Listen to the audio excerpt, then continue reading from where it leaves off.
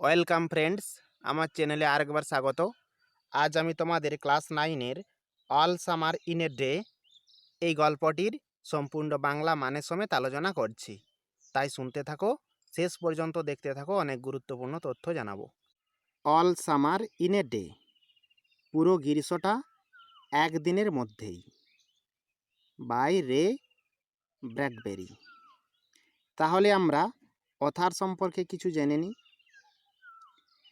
রে ডগলাস ব্র্যাডবেরি, যার জন্ম 1920 সালে এবং মৃত্যু 2012 সালে, was one of the most celebrated American fiction writers.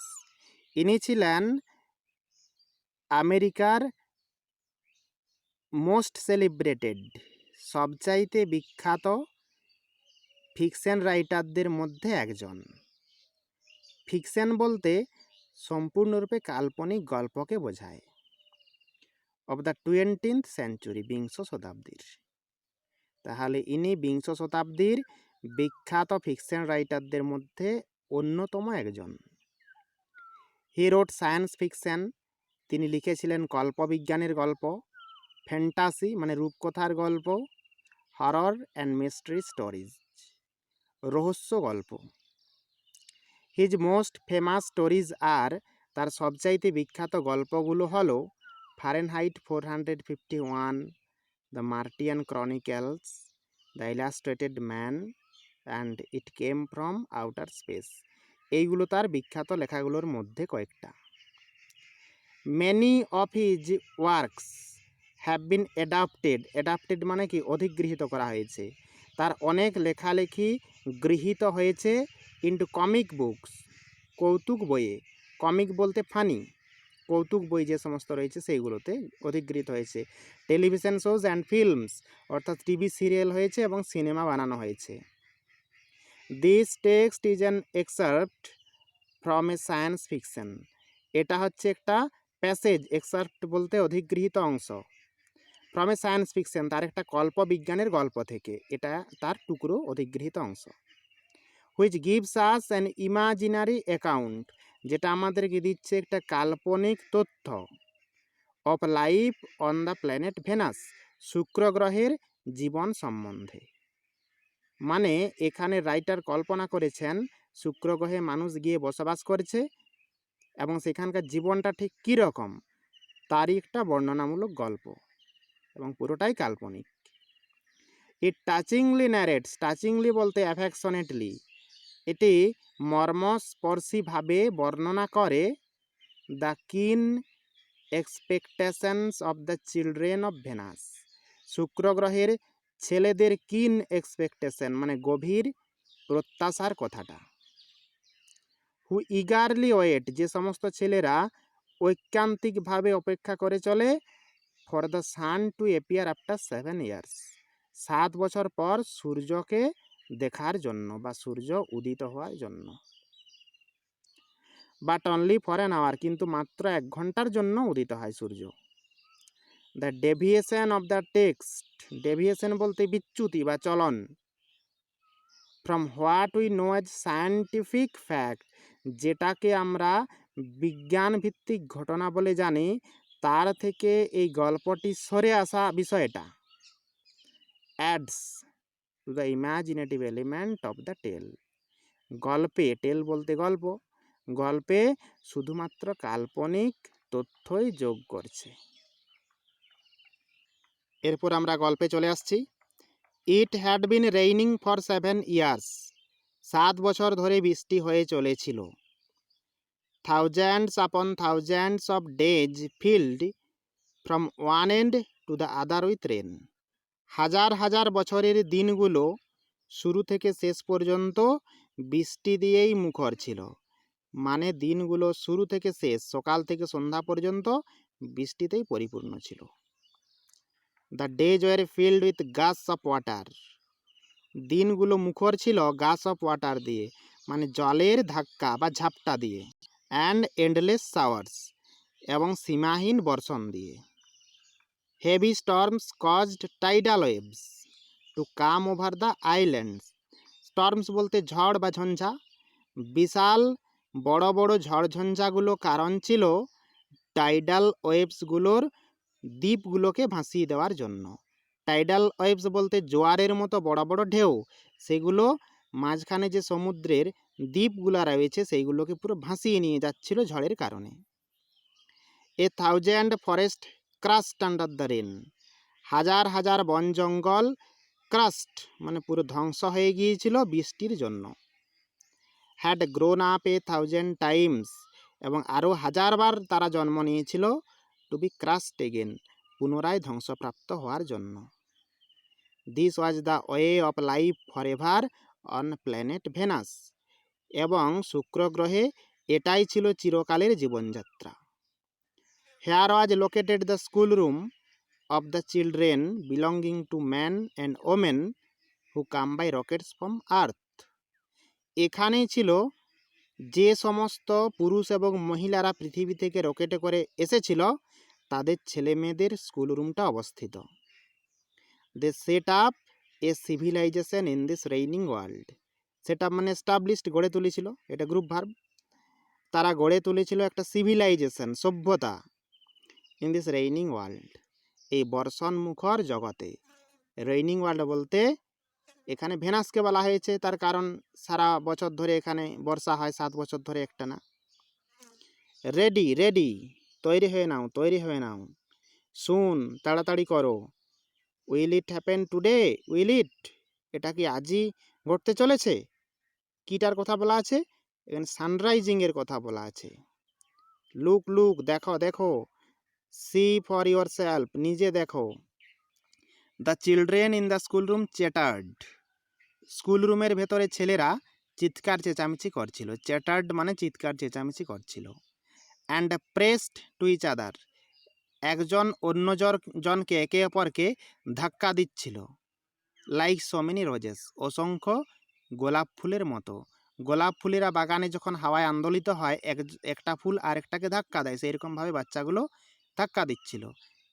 দেখো গাইজ, এখানে বাচ্চাদেরকে গোলাপ ফুলের সঙ্গে তুলনা করা হয়েছে তাদের সিম্পলিসিটি অর্থাৎ সরলতার জন্য, অ্যান্ড বিউটি এবং সৌন্দর্যের জন্য। বাচ্চারা খুব সুন্দর হয় এবং তারা সরল হয়, ফুলের মতোই নিষ্পাপ। They peered out of the window, জানলা দিয়ে তারা উকি মেরেছিল। To look at the hidden sun, সেই লুক্কায়িত সূর্যকে দেখার জন্য, তার কারণ মেঘের আড়ালে সূর্য লুকিয়ে রয়েছে। ইট রেন্ড, বৃষ্টি হয়েছিল, প্রবল বৃষ্টি হয়েছিল। It is stopping, it is stopping, এটা থামছে, এটা থামছে, মানে বৃষ্টি থামছে, বৃষ্টি থামছে। এখানে বৃষ্টির কথা বলা রয়েছে। The children were all 9 years old, বাচ্চারা ছিল সবাই 9 বছর বয়স্ক। When the San came out last time 7 years ago, যখন 7 বছর আগে সূর্য শেষবারের জন্য দেখা দিয়েছিল। দে ওয়ার টু ইয়াং, তারা ছিল খুবই ছোট। They could not recall the sun, তারা মনে করতে পারছিল না সূর্যটাকে। When it came out for just an hour, কখন এটা মাত্র 1 ঘন্টার জন্য বেরিয়ে এসেছিল। অ্যান্ড শোজ ইটস ফেস, এবং তার মুখটা দেখিয়েছিল টু দ্য স্টান্ড ওয়ার্ল্ড, এই হতচকিত বিস্ময়াপন্ন জগৎটার দিকে।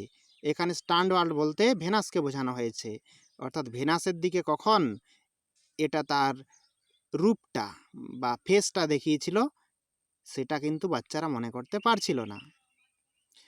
All day yesterday they had read in class about the sun, গতকাল তারা সারাদিন ক্লাসের মধ্যে পড়াশোনা করেছিল সূর্যকে নিয়ে। They learned how like a lemon it was and how hot, they learned, তারা জেনেছিল কেমন একটা পাতিলেবুর মতো এটা দেখতে ছিল এবং এটা কত উষ্ণ ছিল। They had written small stories, তারা ছোট ছোট গল্প লিখেছিল। এসেজ, প্রবন্ধ লিখেছিল। আর পোয়েমস, কেউ কেউ আবার কবিতাও লিখেছিল অ্যাবাউট ইট, সূর্যটাকে নিয়ে। I think the sun is a flower, আমার মনে হয় সূর্য একটা ফুল।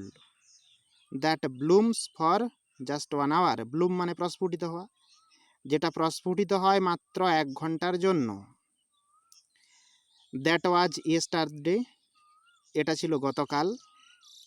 টুডে, আজ। অ্যাট দিস মোমেন্ট, এই মুহূর্তে। দ্য রেন ওয়াজ স্ল্যাকেনিং, বৃষ্টি কমে গিয়েছিল। স্ল্যাকেনিং বলতে ডিক্রিজিং, অর্থাৎ বৃষ্টি কমে গিয়েছিল। The children gathered at the great thick Windows, বাচ্চারা জড়ো হয়েছিল সেই বিশাল আকৃতির পুরু পুরু জানলাগুলোর পাশে। হোয়ার ইজ আওয়ার টিচার, আমাদের শিক্ষিকা কোথায়? সি উইল বি ব্যাক, তিনি ফিরে আসবেন। সি মাস্ট হারি অর সি উইল মিস, তিনি অবশ্যই দ্রুততার সঙ্গে আসবেন, অথবা তিনি মিস করবেন, অথবা তিনি দেখতে পাবেন না। দ্য রেন স্ল্যাকেন্ড স্টিল মোর, বৃষ্টি তখন থেমে গিয়েছিল। স্ল্যাকেন্ড বলতে থেমে গিয়েছিল, stopped. The children were eager to C the sun, বাচ্চারা ছিল খুবই উৎসুক বা আগ্রহী, ইগার বলতে উৎসুক, সূর্যকে দেখার জন্য। They had been on Venus all their lives, তারা কাটিয়েছিল তাদের পুরো জীবনটা শুক্র গ্রহে। They had been only 2 years old, তারা ছিল মাত্র 2 বছর বয়স্ক।